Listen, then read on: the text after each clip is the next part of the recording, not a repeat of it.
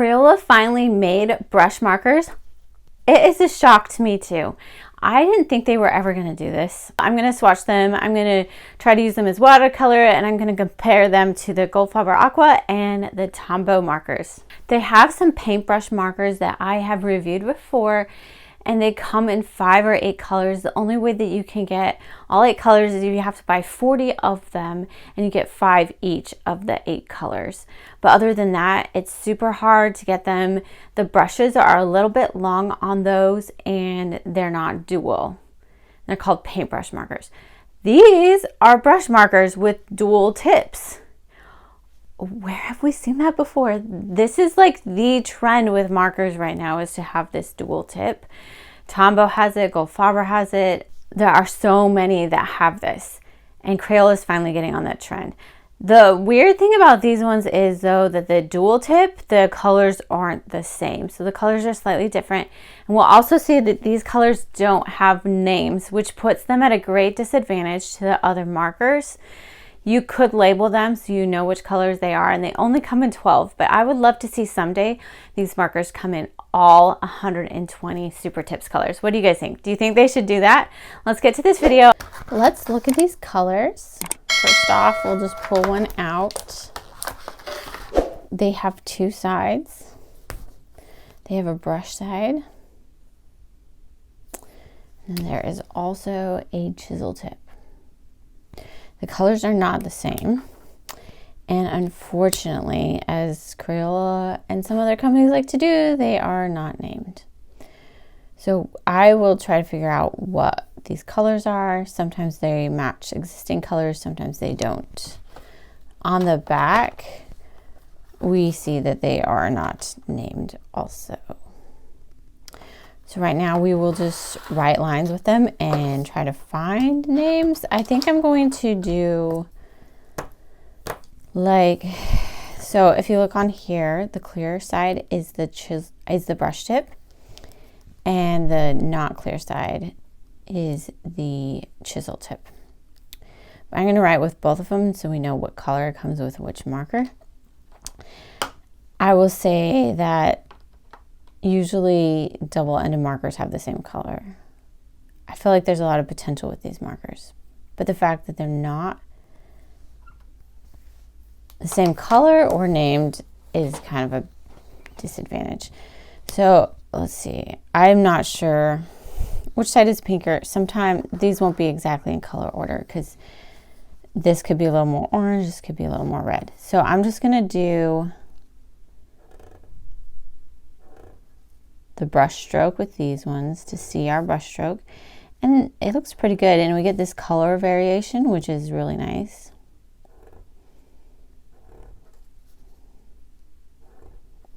Okay, that's probably enough, right? And then we will draw, this is with the other side. You could do like a stroke like I did above, but it's a lot harder with the chisel tip. So that's that one. Let's look at this one.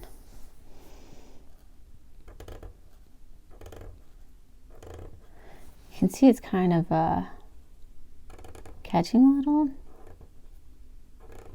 Maybe just take some time to get the nib worn in. But I do worry about ruining the nib. That's always a concern with brush markers. So we got the second one done. Hopefully we have enough space.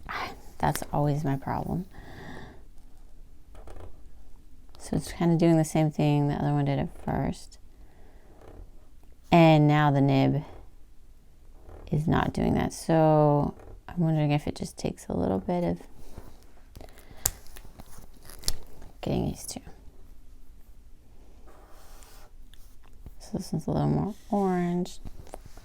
Not the straightest line I've ever drawn. Yellow, I actually used this one already.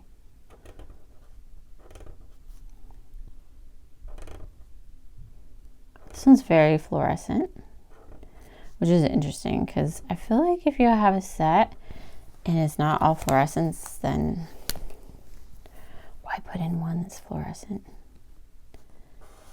Yeah, not fluorescent.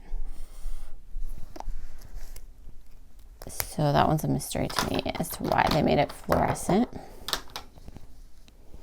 Let's see if this green is fluorescent. The green is not fluorescent.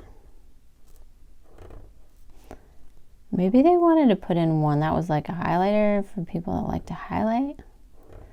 So I don't usually highlight with a brush nib, so I wish they would have switched those, because the chisel tip I use for highlighting more. Got our green. I'm expecting these to be the same color. When they're not, I'm like, ah!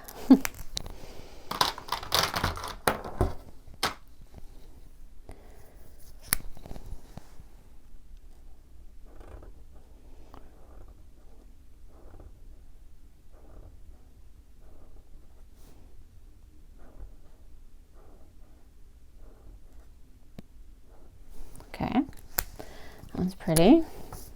Let's see.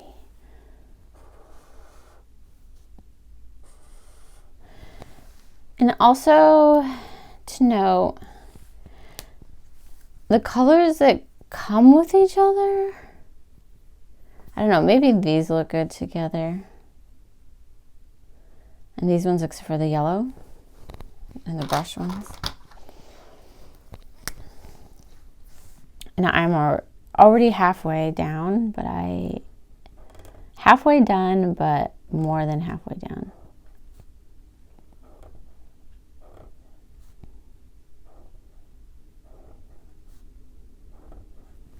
Pretty blue.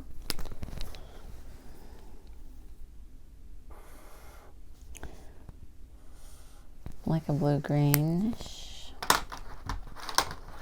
I still have 5 markers left with that much space. I do not know if I will make it. And this one, I drew so far away from the other thing.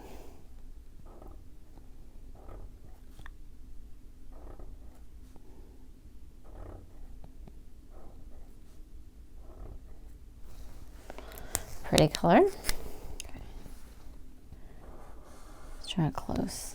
They don't really look good together. I know I've said that a few times.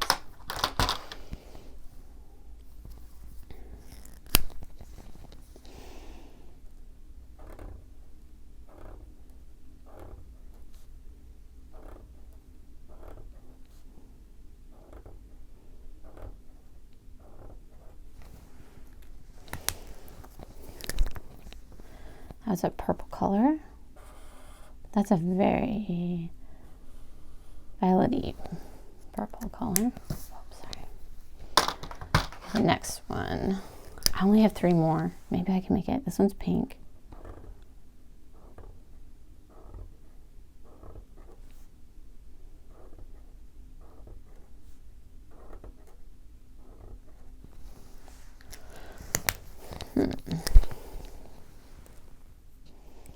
So what would you use these for? A lot of people are using chisel tips for highlighting. These are a little dark for highlighting, just saying. But you also use chisel tips in art, like Copic will have chisel tips. I don't love chisel tips. I prefer the brush. But I guess if you're writing words, it's nice.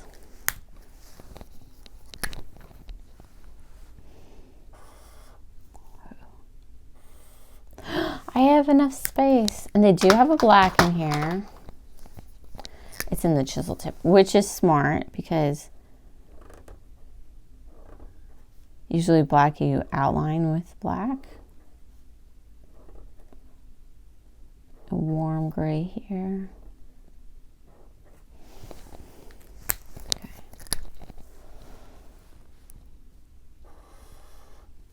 Okay. Not quite black, but yeah, it's probably Crayola black. Here we go. These are all the colors. So this is chisel.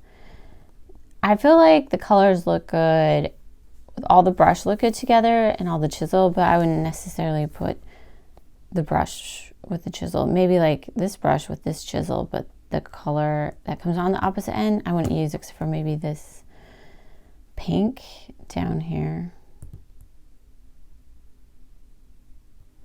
All right, let's see how these blend together. So when you take two that are similar, maybe we could do these two blues because they look similar. We're going to come up here to the top of the page and just kind of draw on. Oh, that one looks dark. Oh, this is not the blue. That was like a dark green. Well, the paper's peeling, but that doesn't, I mean, it just means I have the wrong paper to blend these on. They look okay. Or it could mean the nib is really strong. So let's try a different paper. I've done blending with other things to give a more accurate comparison. So this one I blended before, and we'll actually do the right ones this time. Okay. We'll see if the nib, or if it was just that paper over there. Okay, so they're not, you kind of have to work it. And I'm sure, there we go.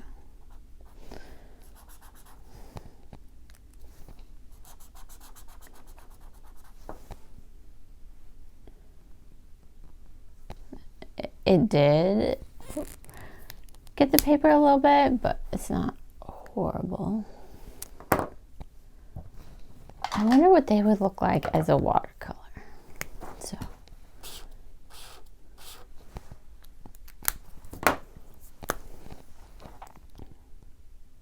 drop some water on here. Yeah. You can also use these as a watercolor too. That's pretty. And then you could do the other side. Let's see. And bring it up into it. Yeah, they work as watercolor markers also.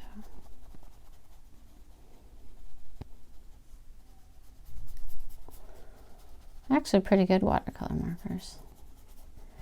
Not as much as like the Albrecht Dürer, but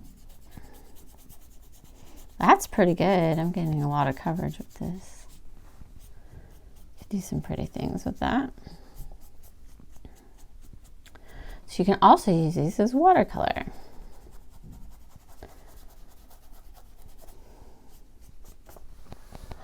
Pretty. So let's come down here. I have pulled out a Tombow. Actually, let me pull out a Tombow that's blue, like this one. Okay, so we have a blue, so we'll have blue everything. All right, so we're gonna look at the nib, like if we were just to do these lines that I was doing before so we can get an idea. So this is the Goldfaber.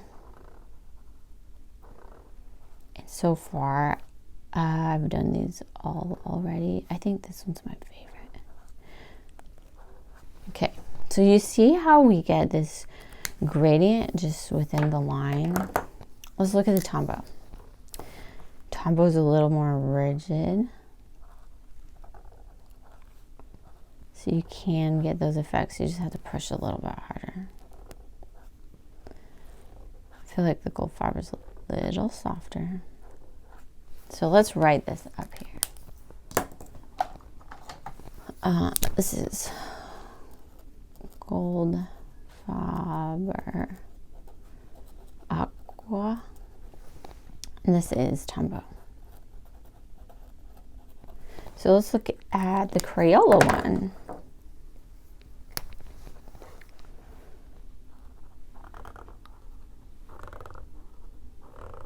So you get the variation too that you get with all these other ones.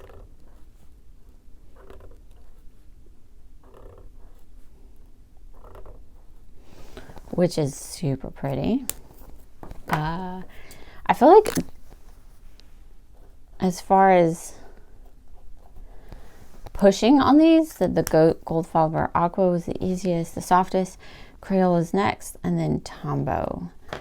But unfortunately, so let's look at these. Where did it go? All right, so if we look at these three, you'll notice this has the name, has a color, even has its own barcode. It's 100% recycled.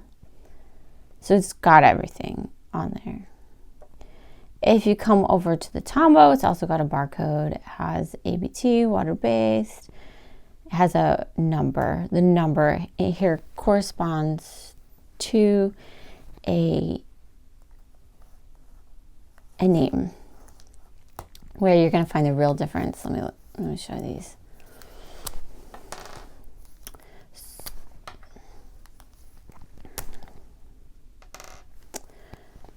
Are on the ends of the markers. On the Tombow, you have a bullet tip. On this one, you have the chisel tip, which is not the same color. This is the same color. So if you wanted thinner lines of the Goldfaber, of the Tombow, then you can get them. That's also true with the Goldfaber. This one's can be used for calligraphy or fine lines. There are also some other markers that have like this chisel tip on them. Not that we have out right now though. But I feel like this is a great start for Crayola. I feel like it competes well. The line marks right here. It can be used as a watercolor marker. The colors are decent, as we saw over here. I don't know why they put in the yellow, but other than that, the colors, you can use the, I would prefer 24 and to have both sides. I feel like that would be more helpful for this. But the color palettes are okay. But it's, like I said, it's a good start. And you could use the chisel tip. And they blend well. So, let's look at Tombow blending. And unfortunately, I don't have another Goldfaber Aqua. I should probably purchase one, right? So I'm just going to take another color. This is Tombow. So this, I'll write Crayola up here so we know. I feel like Crayola has the potential to compete with these markers, but they're not there yet. But it's so close. They could totally compete. Okay, let's see how these ones blend together. And so bringing it up, these are actually closer in color, so that's going to make it a little bit easier. The closer they are in color, the easier they are to blend to one another. Now I'm going to double up the color. Let's see. So yeah, those blend pretty good. And it's a lot easier to blend than the Crayola ones were. We can show you that one more time. Because the colors weren't necessarily the same. So this is the Crayola one. Where did my blue one go? Okay. I'm going to actually just bring this one over, see if that helps. Yeah, it helps a little just bringing it over. So you still get a gradient. It seems like these tips might be a little rougher with blending, but you can do a lot of things with this. It calls me. I'm going to say it calls me. So you could come in here and say,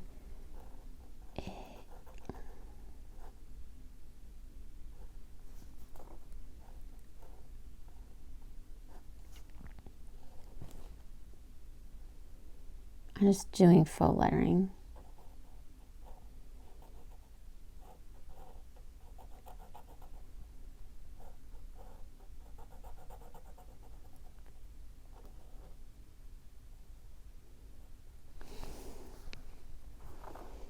You could use the black that they provided also.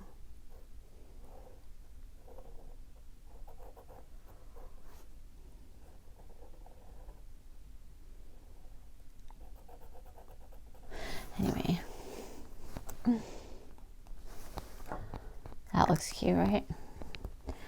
So lots of fun things you can do with these Crayola markers. I am very excited that they have brush tips.